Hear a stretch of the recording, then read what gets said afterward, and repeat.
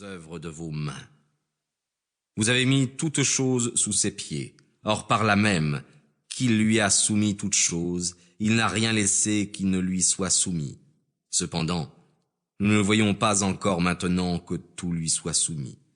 Mais celui qui avait été abaissé pour un peu de temps au-dessous des anges, c'est-à-dire Jésus, nous le voyons, à cause de ses souffrances et de sa mort, couronné de gloire et d'honneur, afin que par la grâce de Dieu, il goûtât la mort pour tous.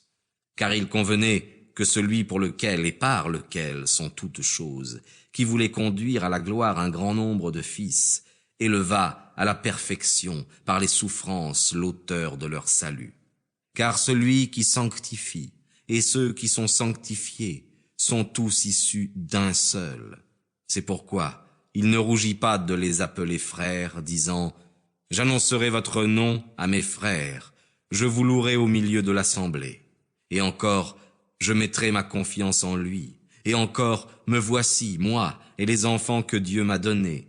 Puis donc que les enfants ont en partage la chair et le sang, il y a également participé lui-même, afin que, par la mort, il détruisit celui qui avait l'empire de la mort, c'est-à-dire le diable, et qu'il délivra ceux qui, par crainte de la mort, étaient toute leur vie assujettis à la servitude. Car ce n'est pas aux anges qu'il vient en aide, mais il vient en aide à la race d'Abraham. C'est pourquoi il a dû en toutes choses être rendu semblable à ses frères, afin de devenir un pontife miséricordieux et fidèle dans le service de Dieu, pour expier les péchés du peuple. Car c'est par les souffrances et les tentations qu'il a lui-même subies qu'il peut secourir ceux qui sont tentés.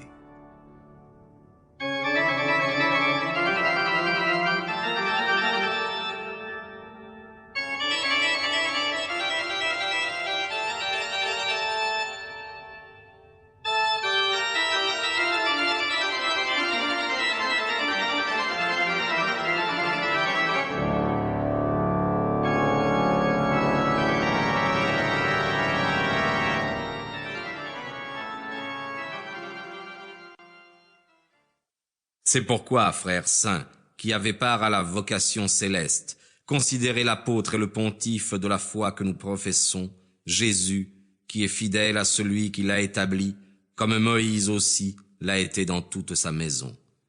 Car il a été jugé digne d'une gloire d'autant plus grande que celle de Moïse, que celui qui a construit la maison a plus d'honneur que la maison même.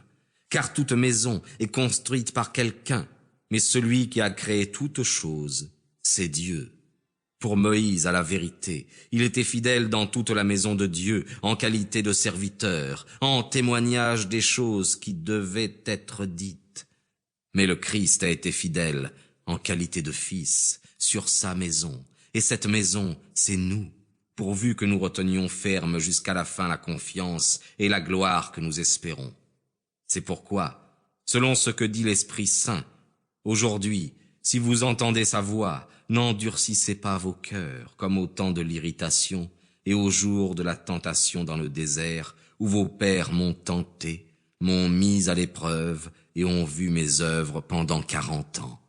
C'est pourquoi je me suis irrité contre cette génération et j'ai dit leur cœur s'égare toujours, et ils n'ont pas connu mes voies. Aussi ai-je juré dans ma colère, ils n'entreront pas dans mon repos. Prenez garde, frères, qu'il n'y ait en quelqu'un de vous un mauvais cœur incrédule qui le sépare du Dieu vivant. Mais exhortez-vous les uns les autres tous les jours, aussi longtemps qu'on peut dire aujourd'hui, afin qu'aucun de vous ne s'endurcisse, séduit par le péché. Car nous sommes devenus participants du Christ, pourvu toutefois que nous retenions fermement, jusqu'à la fin, la foi que nous avions en lui au commencement. Aussi longtemps qu'il est dit, aujourd'hui, si vous entendez sa voix, n'endurcissez pas vos cœurs, comme lors de cette irritation.